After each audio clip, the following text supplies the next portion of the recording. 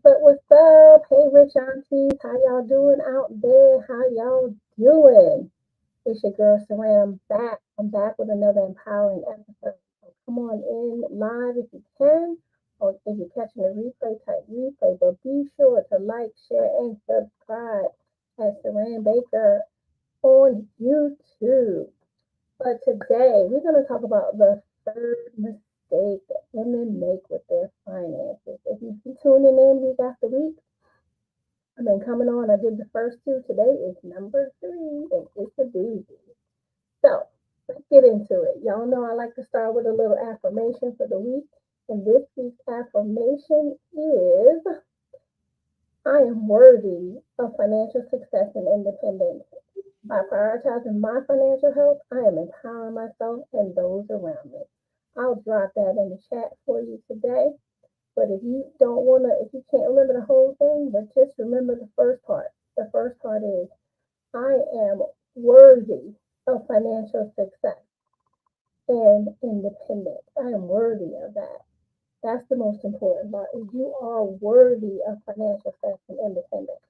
So let's get into it. Let's talk about these mistakes. The third mistake this week, and we're going to come to a very sensitive place today, and some of y'all might not like me after I say this, but I need to say it because so many of you are in this position and you're suffering in silence. And I want to first say to you, I see you. I see you, sis, because it's hard out here. But the mistake that we're making is we're trying to save everybody else but ourselves. Sis, you just can't save them. Can't. They're in a sinking ship, and the more money and more you go in with the bucket to try to scoop them out, the bigger the hole gets. And what ends up happening is you're an empty cup. You don't have anything in your cup to give you. You have nothing left to give. And I know you're probably like, Serena, that's not me. Well, let's talk about it. So, there's a lot of different examples, and there are women who take care of their families, as you should, but we're also taking care of cousins, aunties, nephews, uncles, nieces and them, cousin and them. Anybody that called that needs something in an emergency, you taking care of their emergency. And what happens is the more you do it, the more they expect you to do it. And the more emergencies you take care of them, the less dependent on themselves they become. And they become dependent on you for their emergency fund. So they never go and get started building their emergency fund. So instead of going to their bank account for their emergency, you are their bank account. And what happens is inevitably you may look up one day and don't have it for yourself when you have an emergency. I have clients, friends, and people that talk to me because people want to come and confide in me their money issues, and that's fine. I'm not here to reveal any of that. But people confide that sometimes they're paying for other people's stuff to keep other people afloat in their families and not even taking care of their own stuff and trying to rob Peter to pay Paul on their end and wondering if things are going to be still on at their house or making sure that they have their car insurance or making sure things are taken care of in their place, right? And I say that in a non-judgmental way because guess what? You are not alone. There are so many women and even some men, but we're talking to the ladies, we're talking to the rich aunties out here. There's so many of us. And I'll include myself in the bucket. Been there, done that, got two t-shirts, right? We sacrificed. We've done all these things for our friends, our family, and those that we love, but we haven't taken the time to do it for ourselves. But here's the thing. You shouldn't feel empty. You shouldn't feel cheated by life when you're making the money to live a good life, but you don't see any of it because of always helping and over giving and over loving. And sometimes you're helping and they not you've helped so much you don't even wait for them to ask. Just go and do it because they need it. But it's a mistake with our finances that we make. And the reason it's a mistake is because you're stealing from your retirement. As a woman, we are 80% more likely to be poor or broke when we get into retirement age. 80% more likely for a variety of different reasons because we are the caregivers. We're making lower salaries. We're taking time off of work to raise our baby. We're taking the time off to work to be caregivers, which are all very important things. And that's not what I'm talking about when I say you can't save them. Because you got to take care of your kids and we got to take care of our parents, right? But the thing is that there's a whole space in between. When do you set yourself as a priority in your finances and learn to say no to other people's emergencies for your wants and your needs? Let me say it again. Say no to other people's emergencies for your own needs and your wants. You shouldn't be denying yourself wants for somebody else's emergency. And that's real. So the big thing is you want to get a place where you feel supported.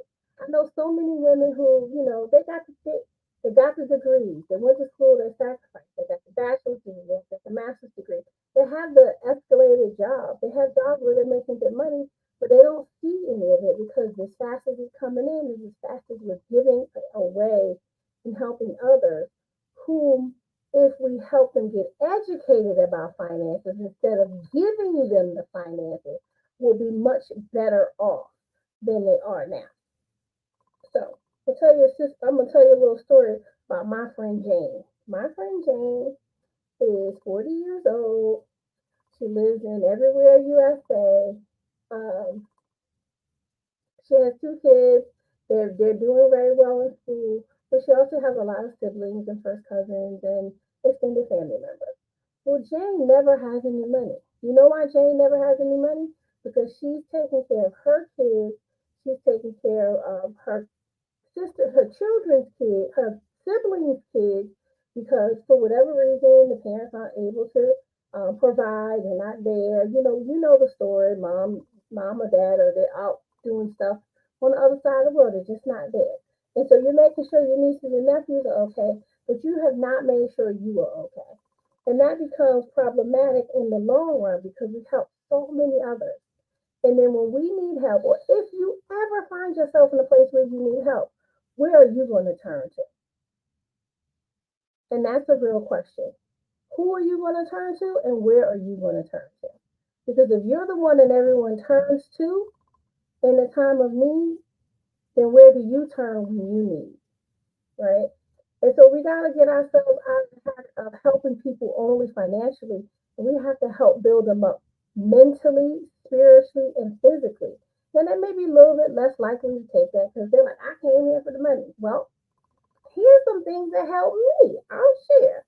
One of the things I do now is sometimes I ask, well, let me see your cash app statement, your bank statement, and your last pay stub, and the bills that you need to pay. Well, it works a little bit better for me because I'm in finance, and I'm like, well, let me help you get it together. 9 times out of 10, you know what they say? I don't want to show you all of that. Well, you don't want my money. And it's just that easy because it's not about not wanting to help. It's about wanting to give you the leverage so you don't have to come back and ask again, or you don't have to put yourself in a position, or helping you to learn that some decisions can be delayed in order for you to meet your priorities. My granddaddy used to say to me, people are beg you for what they need and buy what they want. So if people are out here buying what they want and begging you for what they need, then what are you going to do because you're not even getting your needs met because you're helping somebody else take care of their own emergency, right? But here's the thing. Imagine this. Imagine if things got so good where you help those family members, those friends, the people that lean on you all the time, to get themselves in the right mindset and to get their money right to where they no longer need help. And you can go out and do the more charitable things that you like to do in the community that you feel like that can make a bigger impact. Finding yourself in a place where you've created a strong budget that you can stick to, where you created places where where things are and how they're going, so that you can give at the level you love to give. Because at the end of the day, at the heart of it all, those of us who are taking care of everyone, or those of you who are taking care of them, says you're a giver. You are a giver, but you have to learn to put boundaries and limits on your giving. Why? Because takers don't have any.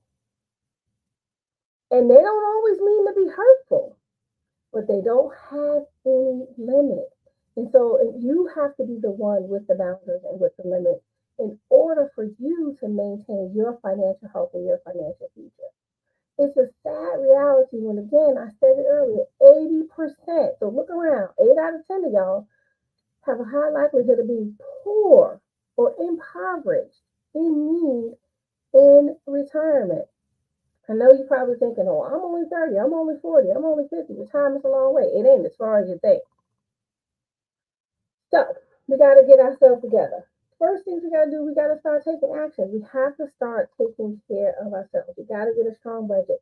We got to work on our mentality. We have to, and I shared this with someone about a week ago, we have to work on our guilt for feeling like, oh, I made it and they didn't. I have to help. Or I have to do this, or I have to do that. And the thing that becomes a reminder is that we all had choices to make. And we know the stories. You can come from nothing and go to something, and you can come from something and become nothing. But we all made choices, and our choices have us where we are today. And you made choices that benefited you to get to where you are. So don't ever let anyone guilt you into thinking that because you you're making a certain salary, or they think you're making a certain salary. I sure hope you're not telling them. You're making a certain salary, or you have a certain lifestyle, or you have these things that they're guilting you into feeling like you need to do certain things. Yes, you can contribute. Yes, you can participate, but you don't. You should not feel guilty to do anything for anyone. If you feel guilt, that's a sign that you should not give or participate in whatever is being asked of you. I hope this is helping someone. You don't have to put it in the comments. You can DM me if you want to talk in private. It's fine. Because we all got a little Ray Ray them, a little, Bay Bay them. Somebody that, we love deeply. And we take care of them. And we make sure that they're covered. And we make sure that there are things that they have the basic needs. But are you making sure that you have your needs and your wants? Because it's not about just working to make money to take care of your needs. It's about creating a life that you love and a life you want to live and a life you're excited to wake up to and go and interact with people and go and create relationships and create memories and travel and do all of the things. So I wasn't gonna be here long. You know me, but look, you want to be a rich. I called you a rich auntie, and I call you that on purpose because whether you're an aunt or not, you still are rich. You just haven't reached up and pulled it down into your life. So, listen, rich aunties, I'm here every Monday for about 10 to 15 minutes, just dropping some science, sharing some wisdom, sharing some experiences for you to find your way from being in a place of chaos. And I talk about this, can't handle any obstacle set. You out here making 80, 90, $100,000 a year, and you can't handle any financial obstacle set because you're taking care of everybody else's problems. But we're going to get you to a place of what I call calm, where you'll have control, where you can create some abundance, where you may even be able to create a legacy for yourself, and you will learn to master money. And that's what we do in the Sister Sense community, unblocking your path to wealth. I'll drop the link in the chat. Feel free to join the group. You can invite people too, but we're in there and we are helping women to become better at money management and leveling up. And at the end of the day, that's what it's all about, is learning and growing and become a better you and a better money manager so that you can enjoy life. I don't know about you, but when I woke up this morning, I wanted to enjoy life. And if that just meant buying whatever coffee I wanted on the way to work, eating whatever breakfast I wanted, eating whatever lunch, dinner, whatever it is, whatever that means, building a backyard fire pit, whatever you want to do.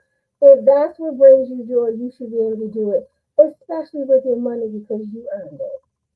So, I'm your girl, Saran. Peace, love, and light. Let's get your money.